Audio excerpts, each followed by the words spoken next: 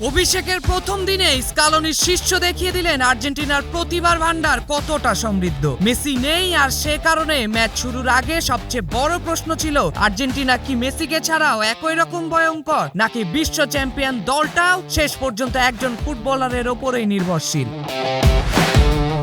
মাঠের উত্তর দিতে আর্জেন্টিনার সময় লাগলো মাত্র 19 মিনিট। ফ্রি কিক থেকে দুর্দান্ত এক গোল করে অভিষেক ম্যাচে জিওভানি লো সেলসো যেন পুরো বিশ্বকে জানিয়ে দিলেন এটা শুধু মেসির দল নয়, এটা চ্যাম্পিয়নদের দল।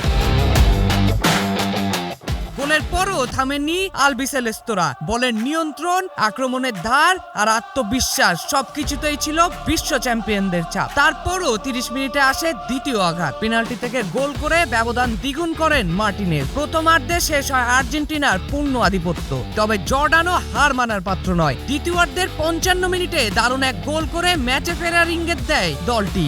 স্কোর লাইন তখন 2-1। ম্যাচে উত্তেজনা বাড়ছে, আর ঠিক তখনই 60 মিনিটে মাঠে নামলেন লিওনেল মেসি। স্টেডিয়ামের পরিবেশ বদলে গেল মুহূর্তেই। দর্শকদের অপেক্ষা ছিল একটাই, জাদুকর কি আজও কিছু দেখাবেন? উত্তর এলো 79 মিনিটে। ফ্রি কিক থেকে অবিশ্বাস্য এক গোল। বল জালে জড়াতে উচ্ছ্বাসে ফেটে পড়ে পুরো স্টেডিয়াম। গ্যালারিতে আনন্দে ভেসে যান আন্তোনেলা রোকুজ্জো ও মেসির সন্তানেরা।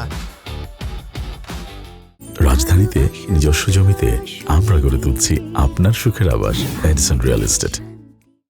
মেসি যেন আবারও মনে করিয়ে দিলেন কেন তিনি ফুটবল ইতিহাসের অন্যতম সেরা। একদিকে নতুনদের আত্মপ্রকাশ, অন্যদিকে মেসির জাদু, সব মিলিয়ে আরেকটি দারুণ জয় তুলে নিল আর্জেন্টিনা।